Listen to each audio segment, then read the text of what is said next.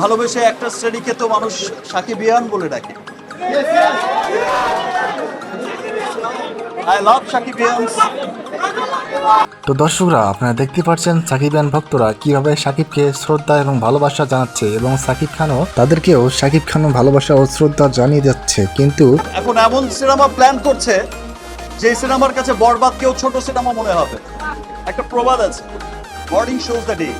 তো বন্ধুরা, সাকিব খান বলছেন বরবাদকেও হার মানাবে, এমন কোন সিনেমার কথা সাকিব খান বলছে? তো আপনারা এই ভিডিওতে তা জানতে পারবেন।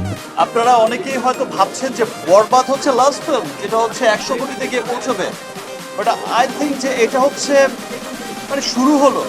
তো বন্ধুরা, আসলে সাকিব খান কিন্তু ঠিক কথাই বলেছেন, কারণ বরবাদ সিনেমা এখন অনেক দূর এগিয়ে গিয়েছে।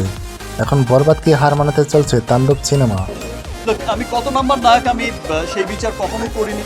আমার জীবনের শুরু থেকে আজ পর্যন্ত আমি কখনো নাম্বার নিয়ে চিন্তিত না। আমি কাজ করে যাই যারা আমাকে ভালোবাসে, মন থেকে ভালোবাসে। ভালোবেসে একটা শ্রেণীকে তো মানুষ সাকিবিয়ান বলে ডাকে। I love সাকিবিয়ানস।